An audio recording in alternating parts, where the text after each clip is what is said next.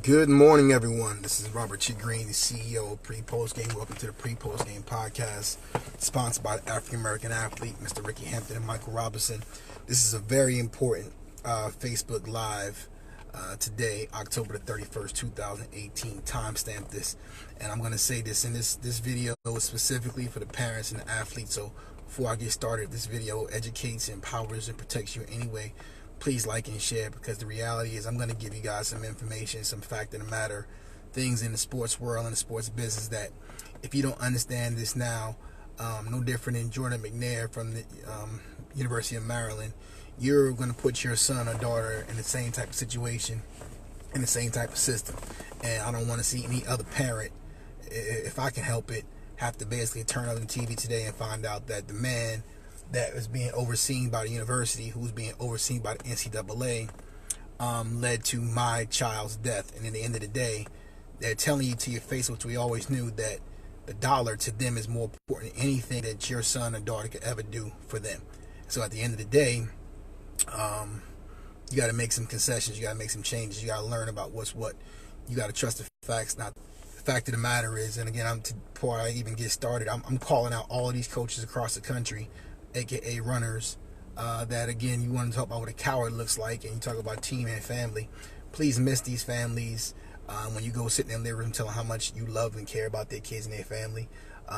This is a tragic event, and the reality is that there's so many people in the sports world today. If you turn on the radio, ESPN radio, NFL Network, NBA TV, these people are going on about their business like nothing matters. And the reality is, to them, Jordan McNair is nothing more than a helmet sticker and far as a tribute to make it sound like they care. And the reality is, what they did with DJ Durkin, bringing him back in place, shows you exactly how much they value each and every one of your children.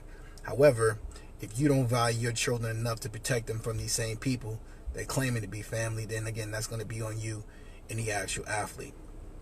So now that I got that out the way, as I said, I'm Robert T. Green. I'm the CEO of Pre-Post Game, which is a sports business advisory firm, also transition succession, athletes at every level. I am the source.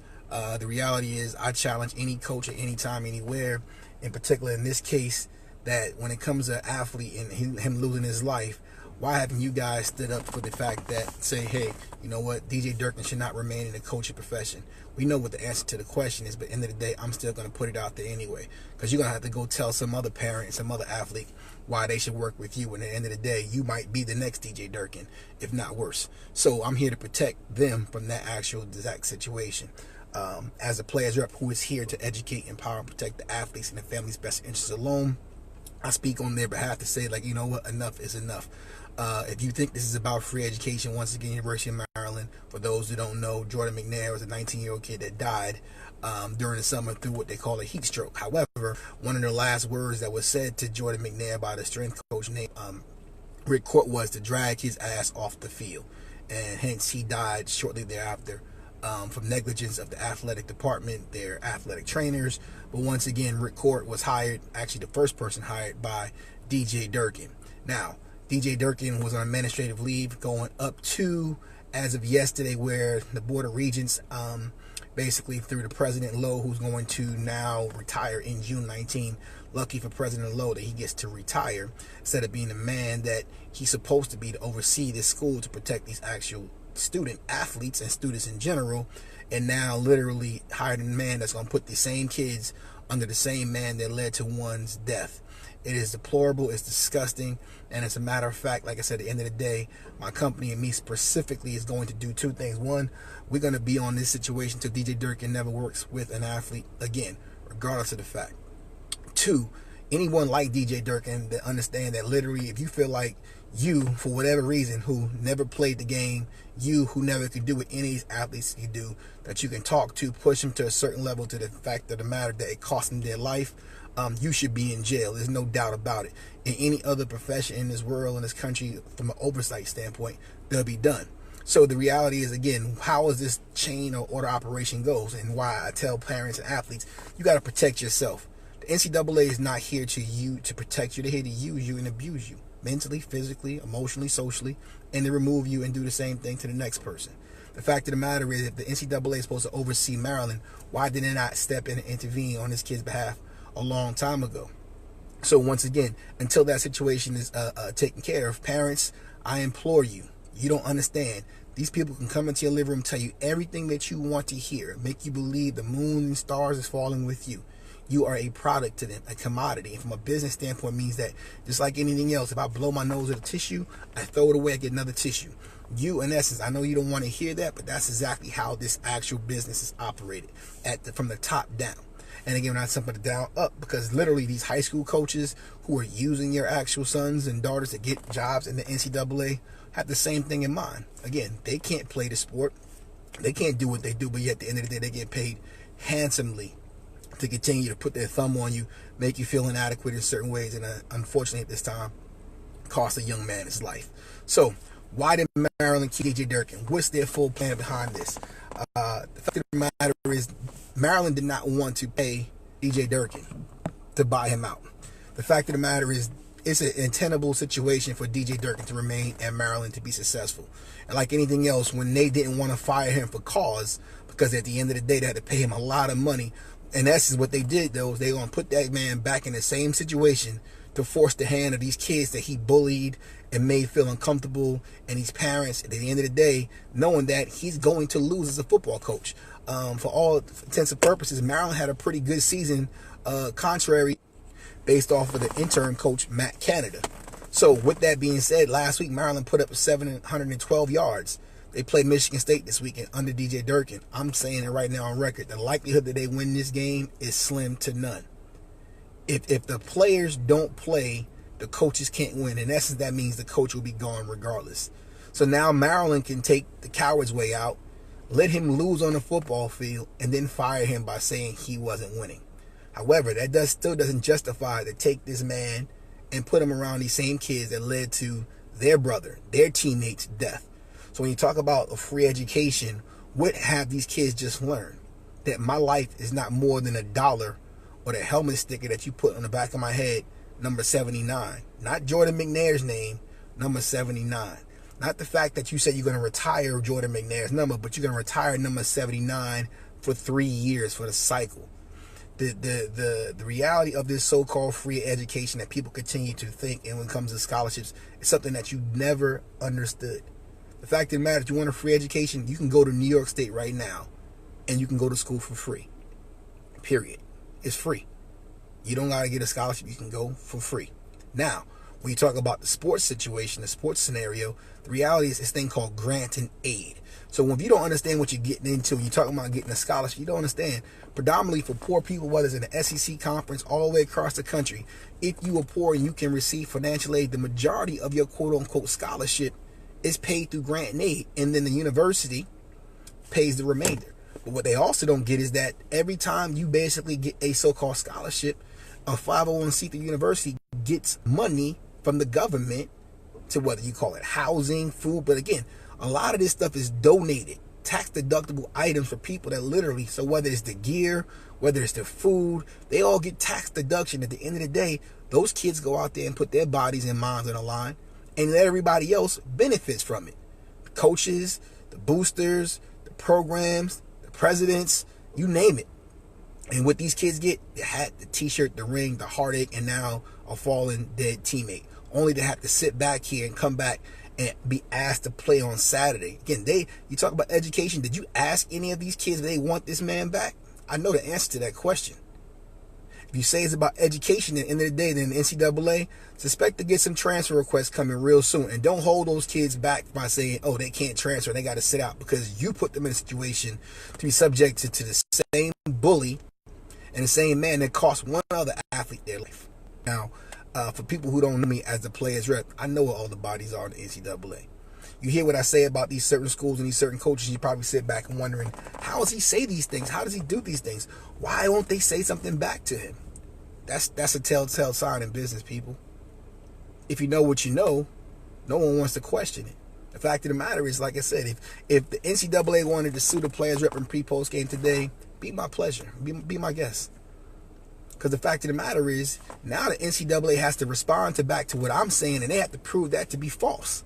And we know they can't. We know they can't. So what their hopes are is that you as a parent, you as an athlete, never understood what your real power and leverage is. If the University of Maryland athletes decide not to play this Saturday, DJ Durkin will be gone the next day, and the fact of the matter is the model that you know as NCAA will be thrown off forever. 3 years ago, University of Missouri out of SEC, not a great team, was going to boycott a game because they refused to fire a president of the university for 30 years when there was situations going on from a racism standpoint where there was a swastika with feces there, and it was a young man who happened to be African American who did not play on the football team. But once the football team became aware, and this young man didn't eat for 7 days, he was dying. The same university allowed this young man not to eat, and it took the football team to say, if you don't remove this president from the school, we would not play Saturday. This team at that time may have won 2 games. That coach at that time, what choice did he have? He had to stand by the players, because the players don't play for the coach. You have nothing. Here's another little secret that you don't realize. The NBA and NFL, for these kids that are going to school in hopes and dreams to get to that point, the NFL, NBA knows they're not going anywhere. That's why they just put the G League in place. Say, hey, NCAA, we're not going to lose our cash cow. So you could do what you want to do. However, the moment that these kids decide to do something different, we still going to be here because that's our business model. Your business model of lying, selling hats and T-shirts. And for everybody on this podcast right now and watching this live right now, you tell me about it. You tell me an athlete that went to the university and making 6 and 7 figures that played a sport. But don't tell me about the athlete that's working in Renton Center or Best Buy or the well-known bouncer or the guy that's working in the gym as a physical trainer or the guy that's literally back there as a GA. You are who you surround yourself with. So let's go to that point. DJ Durkin. Who was his coaching tree? Urban Meyer. Urban Meyer, the coach of Florida, that had over 31 guys arrested, including the one double murder serial killer, Aaron Hernandez. But yet, he told everybody after he finished playing with Aaron Hernandez, we went to the NFL, not to hire him. But that didn't stop you, Urban Meyer, from using Aaron Hernandez while he was getting high and doing everything else he did for 40 games. That didn't stop you, Urban Meyer, from hitting somebody in the face with Gatorade bottles. That didn't stop Urban Meyer from having a workout called the Valentine's Day Massacre where a kid's quad exploded like a watermelon hitting the ground. They don't tell you these things during a recruiting trip because you don't want to know. You want to feel like the king and queen of the situation. But as I said, you're a commodity in all of this. DJ Durkin also played for Jim Harbaugh. Jim Harbaugh, coach speak extraordinaire. Never can get a straight answer. It's amazing to me.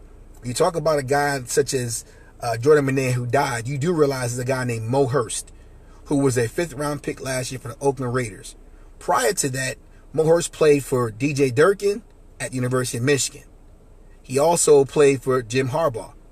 Come to find out, Mo Hurst, when he got to the NFL Combine, the NFL said he had a heart murmur, a heart condition. And then basically said he could not participate in the Combine. They feared for his life.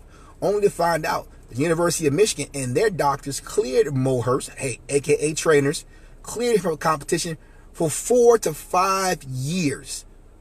So as a projected 1st-round pick, trusting the process, trusting the school, DJ Durkin, Jim Harbaugh, all of a sudden he gets to the NFL to take care of his mom and his situation, and come to find out he can't participate in the Combine.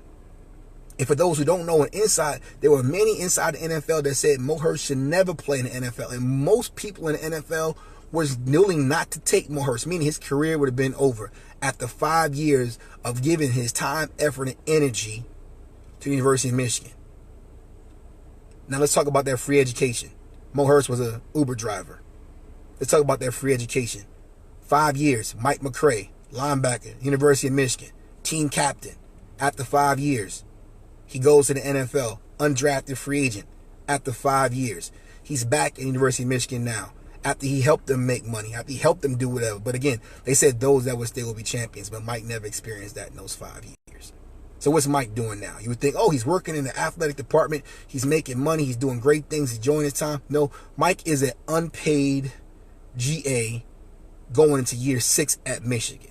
So 5 years of school of education, of football for them, body destroyed, so couldn't make it in the NFL, right back to where he started, doing it for free. Trust the facts, not the process. Will Muschamp, University of Florida.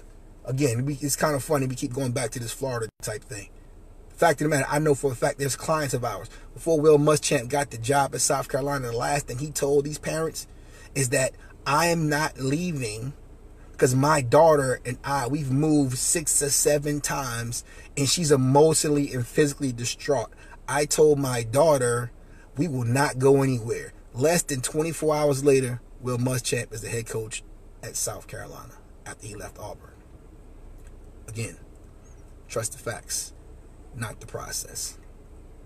It comes a point where, again, it's unfortunate that these young men and these parents have to take it upon themselves to do what's best for them, because it's not going to be the university.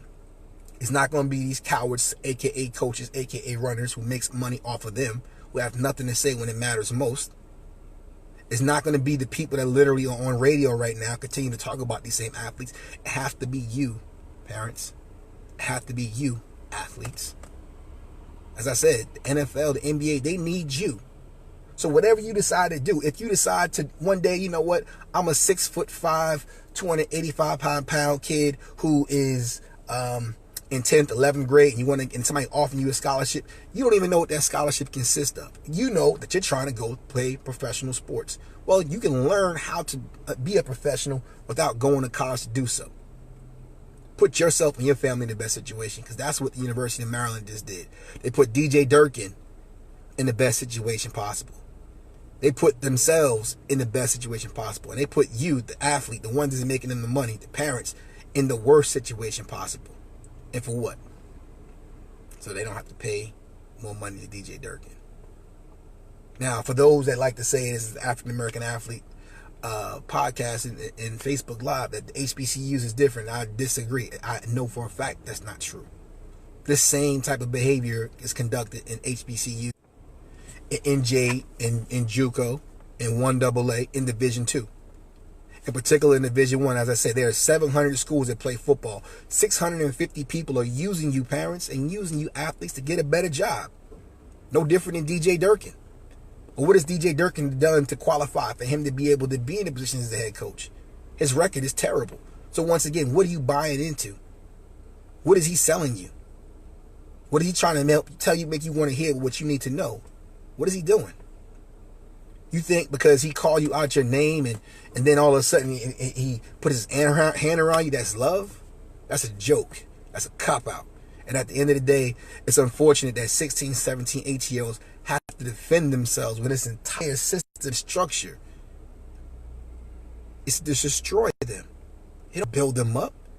People keep talking about all these different things that they've done and how they do it. Find one person. You guys that played athletics, played in college sports, show your degrees. Throw them up in the air. Show us those 6- and 7-figure jobs you guys got. Do it. You can't. I'm a collegiate athlete. I'm a high school athlete. I'm a former pro athlete. I have a company at home. I don't got a double one, two yet. Like, I own mine. Vehicles, property. At the end of the day, nothing I did in college regarding my education is the reason why I have what I have now. What I have now is based off experience and knowledge and understanding. The same type of behavior that conducts themselves today, calling kids out, grabbing their face masks, putting their hands on them, whether it's Jimbo Fisher or anybody in the day of the week. Without those players, this is nothing. Nothing. Willie Taggart threw the players under the bus the other day, saying that they quit. We can't have quitters. When Willie Taggart is the biggest quitter in the history of sports, he left 3 schools in 3 years, but you expect these kids to basically play for you? For that free education you get, for all the money that goes into these facilities? Parents, you have to understand, this is a business. 1% of the business. So again, if you take 100 guys on on a college football team, you maybe have 2 that are going to go pro at a high level that be able to make money being pro the rest of their time. The other 98, well, the college and the school needs you guys to actually operate, because you're the one feeding their family, not yours. Quick recap. I'm Robert T. Green, the CEO of Pre-Post Game. Welcome to the Pre-Post Game podcast on the African American Athlete Talk Show, hosted by Ricky Hampton and Mr. Michael Robinson. Check them out every Tuesday at 10 p.m. Eastern as they discuss the sports from an African American perspective, past, present, and obviously in the future. If this video educate, empower, and protect you anyway, please like and share because it's very important. I'm giving you information that you're not going to get anywhere else. The fact of the matter is, Jordan McNair could very well be you, the athlete, could very well be your son or your daughter. And at the end of the day, the NCAA that was created in 1906 until about 2 weeks ago when they created the first new transfer rule, there was nothing that was actually done that really empowered the athlete's best interests. Now, pertaining to those athletes and from Maryland, parents in Maryland, if you are looking for a consultation to transfer, the intent to transfer, how to go about doing that, reach out to us at prepostgame.com. We can walk you through that process. Once again, don't expect the University of Maryland, the coaches, to help you. As a matter of fact, speaking of Maryland, we know for a fact that there's some coaches on Maryland that don't want to see DJ Durkin back. But guess what? They're not willing to say that publicly. Guess what? They're not willing to step up and defend the actual kids. They're willing to sit back and watch and continue to get paid under DJ Durkin.